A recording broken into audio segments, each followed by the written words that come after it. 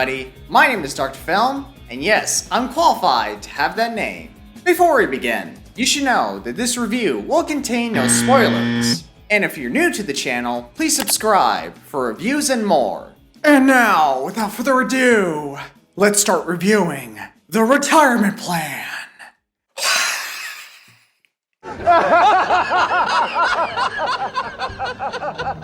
Oh yeah! Cast and characters. And now, let's first talk about our main star of this film, Matt, played by the one and only Nicolas Cage! Nick Cage.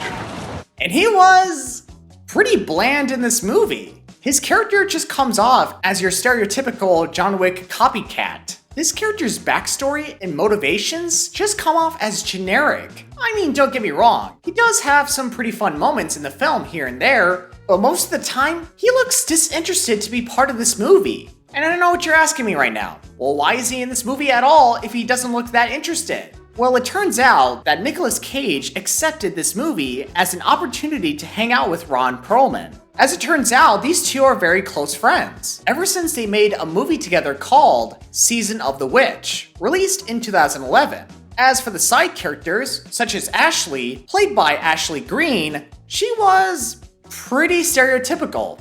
And come to think of it, most of the side characters in this movie are stereotypical. Heck, Ernie Hudson's character wasn't even that good in this movie. Come on, you guys! This is Ernie Hudson from the movie The Ghostbusters and Congo, which, by the way, I made a review of it. You can click the link in the description below.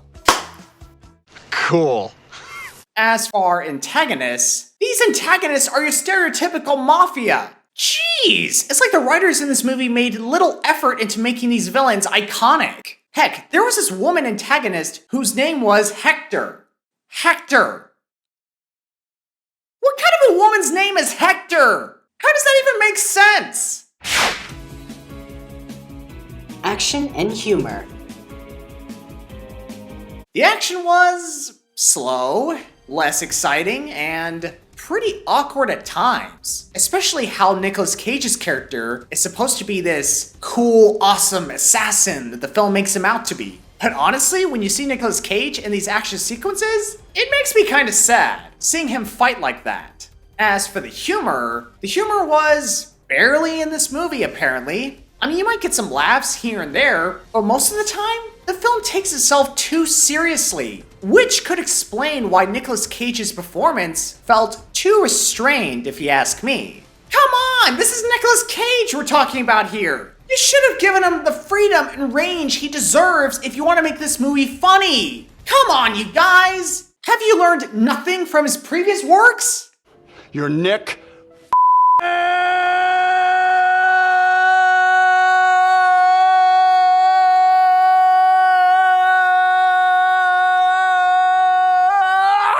Whoa, Cage!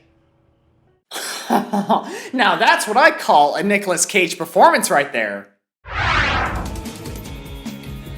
The story.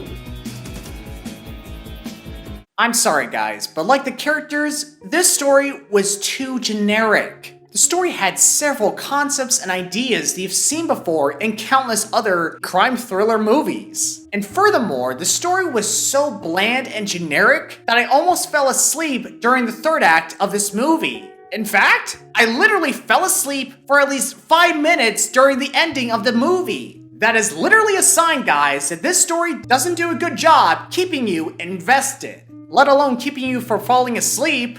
In fact, I'm probably not the only one who fell asleep to this movie.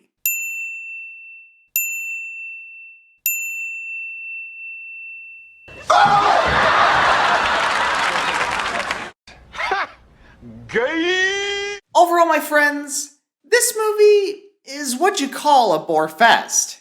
I mean, seriously, what the heck were the filmmakers thinking? What exactly is this movie trying to go for here? In fact, why did they even bother with this movie in the first place? The action was mediocre, the characters were generic, and the story will put you to sleep. Even when they have Nicolas Cage on board, I just don't think it was enough to save this movie from being boring. And honestly, looking back at it now, I would rather watch The Unbearable Weight of Massive Talent than this. I would rather watch Renfield. Heck, I would rather watch The Wicker Man anytime, any place. Not the beast! Ah! Open my eyes! My eyes! Ah! Ah!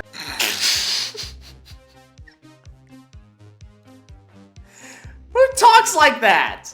Not the bees! Anyways, with all that said, I give The Retirement Plan a 6.5 out of 10. Well guys, that's the end of my review. I hope you enjoyed it. If you did, please leave a like. And please follow me on Instagram for updates on my channel. And you can also follow me on TikTok for trailer reactions, funny videos, you name it. And as always, I will see you guys at our next appointment.